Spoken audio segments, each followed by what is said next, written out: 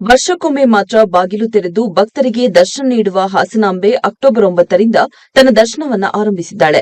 ಮೊದಲ ದಿನವೇ ಭಕ್ತ ಸಾಗರ ಹರಿದು ಬಂದಿತ್ತು. ಲಕ್ಷಕ್ಕೂ ಹೆಚ್ಚು ಭಕ್ತರು ಹಾಸನಾಂಬೆ ದರ್ಶನವನ್ನ ಪಡೆದಿದ್ದಾರೆ. ಇನ್ನು ದಾಖಲೆಯ ಆದಾಯ ಸಂಗ್ರಹವಾಗಿದೆ. ಇಂದು ಒಂದೇ ದಿನ 1 ಕೋಟಿ ರೂಪಾಯಿಗೂ ಹೆಚ್ಚು ಆದಾಯ ಹಾಸನಾಂಬೆಯ ಬೊಕ್ಕಸಕ್ಕೆ ಹರಿದು ಬಂದಿದೆ. ಪುರಾಣ ಪ್ರಸಿದ್ದವಾಗಿರುವ ಹಾಸನಾಂಬೆ ದೇಗುಲದ ಬಾಗಿಲನ್ನ ತೆರೆದಿದ್ದು ಲಕ್ಷಾಂತರ ಭಕ್ತರು ದರ್ಶನಕ್ಕೆ ಆಗಮಿಸುತ್ತಿದ್ದಾರೆ. ಜೊತೆಗೆ ಅಧಿಕ ಆದಾಯವೂ ಸಂಗ್ರಹವಾಗುತ್ತಿದೆ. ವೀಕೆಂಡ್ ಹಿನ್ನೆಲೆ ಟಿಕೆಟ್ ಮಾರಾಟದಿಂದ ದಾಖಲೆ ಆದಾಯ ಸಂಗ್ರಹವಾಗಿದೆ. 1,000 ಮೌಲ್ಯದ ಟಿಕೆಟ್ ಮಾರಾಟದಿಂದ 65 ಲಕ್ಷ ರೂಪಾಯಿ ಸಂಗ್ರಹವಾಗಿದ್ದು, 300 ರೂಪಾಯಿ ಮೌಲ್ಯದ ಟಿಕೆಟ್ ಮಾರಾಟದಿಂದ 35 ಲಕ್ಷ ರೂಪಾಯಿ ಆದಾಯ ಸಂಗ್ರಹವಾಗಿದೆ.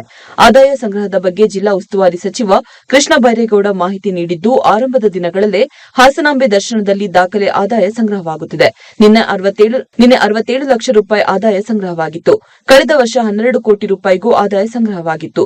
ಈ ವರ್ಷ 15 ಕೋಟಿಗೂ ಹೆಚ್ಚು ಆದಾಯ ಸಂಗ್ರಹವಾಗುವ ನಿರೀಕ್ಷೆ ಇದೆ ಎಂದು ಹೇಳಿದ್ದಾರೆ.